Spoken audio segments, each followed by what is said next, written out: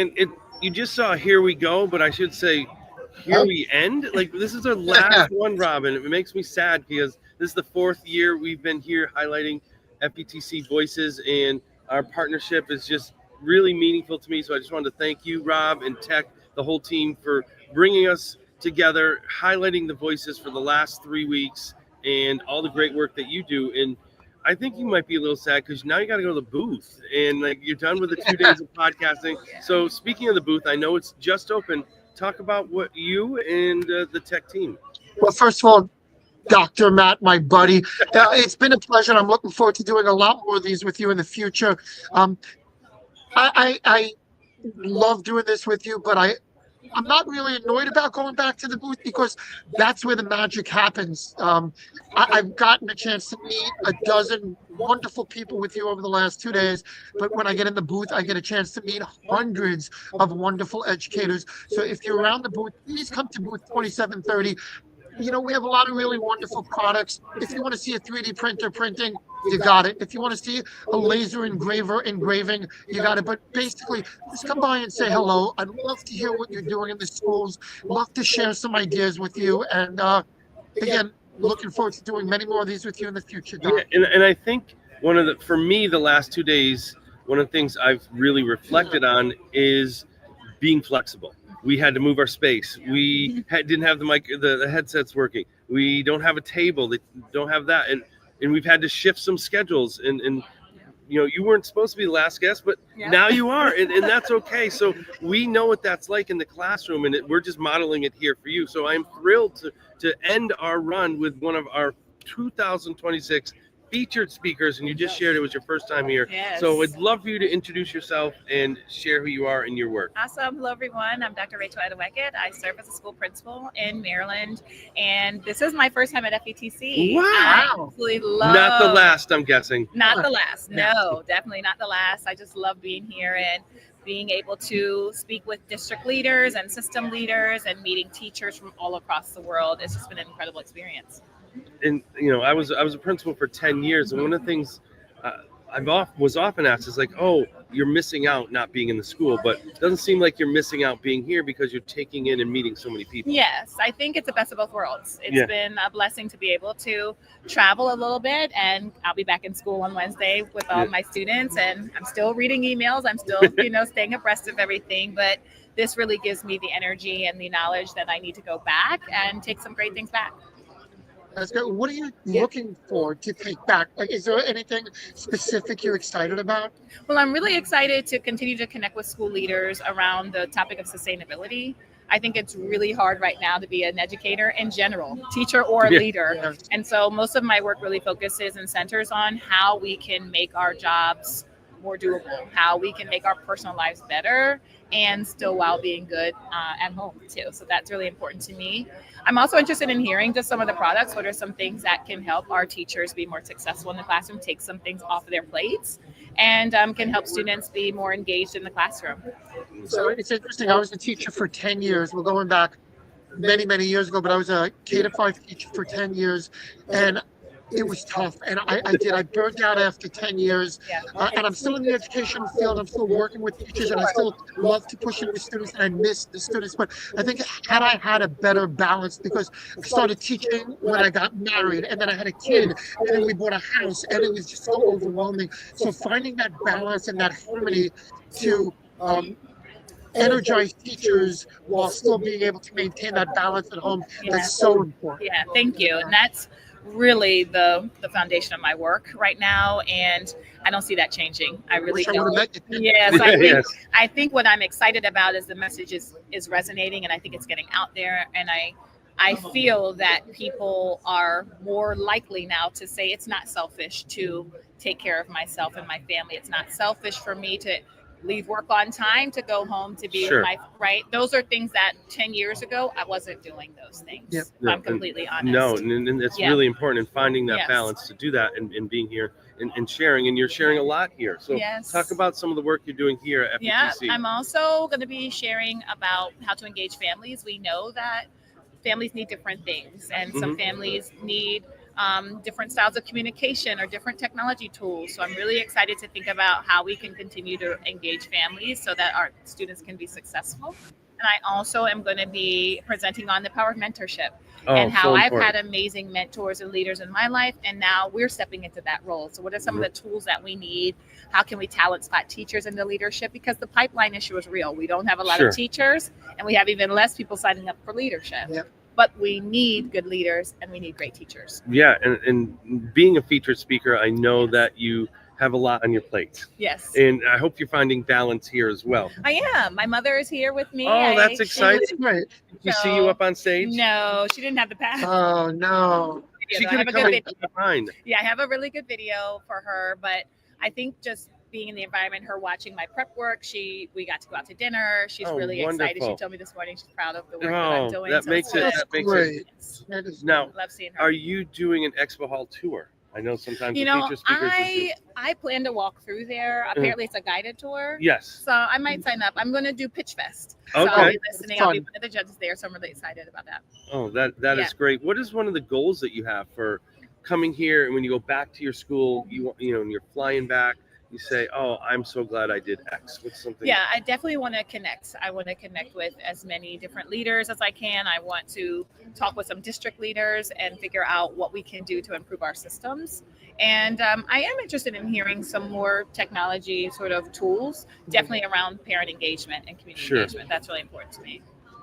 Sure. Yeah. Sounds great. So I'm going to ask you a question that we ask every one of our guests, and as the last guest at FETC, this is the one they're going to remember. No pressure at all. But so the name of the podcast is Stronger Together, and it means a lot of different things to a lot of different people. When you hear that saying, what does that mean to you? Stronger Together to me means we can accomplish so much more with the help of each other, that no one should be attempting to do anything by themselves. When we have the power of people, when we can leverage each other's strengths, we can really build and create some new things. So I get excited about that. And I'm a former athlete, so being on teams, you know, working together is something that's really important to me. And in the schoolhouse, that's what we do every single day. Wonderful. What sport? Yeah, I ran track, I played soccer, I did swimming. So I've done a lot of things. All of them. You still keep up with that?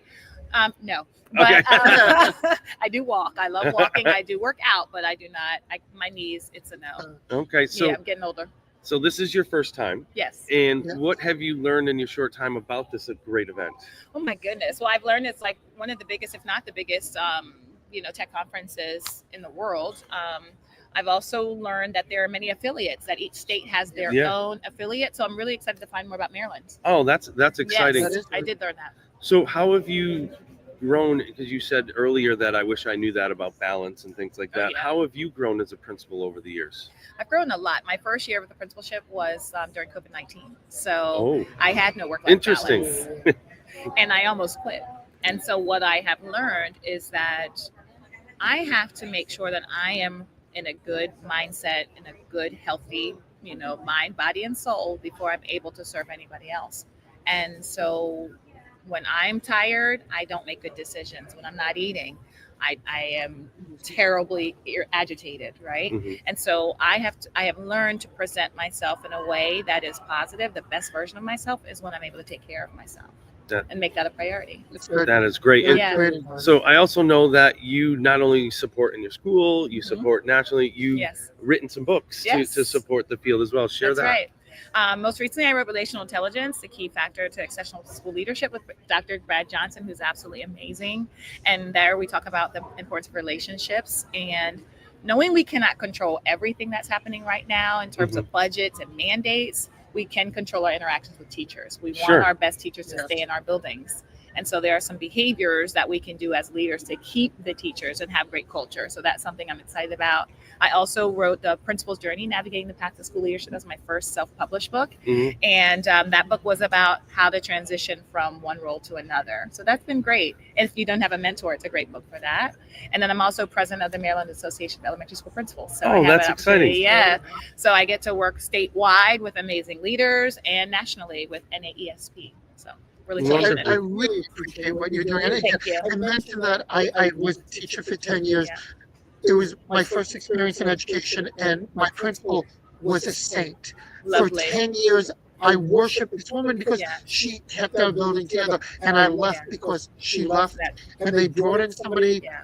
who was really not a people person, and he turned our community into Yeah. a business. Yeah. And had he had the skills Yes. and some of the things that you're talking about now, like I said, I'd still be a teacher. So Yes. kudos to what Thank you do. you. Thank you. That really illustrates why we wrote the book. And so I'm thankful. I'm sorry you experienced that. That is a very normal experience. Yeah, unfortunately, and it's devastating. It's very disruptive to the community when that happens. So good job on what you do. Thank Keep you. it up. And I think from looking, I think you had children's book as well. I do. I have Okay. a children's book as well about, children sometimes don't know what the principal does. And I grew up loving my principal. Mr. Slakeum's one of my favorite principals in the world.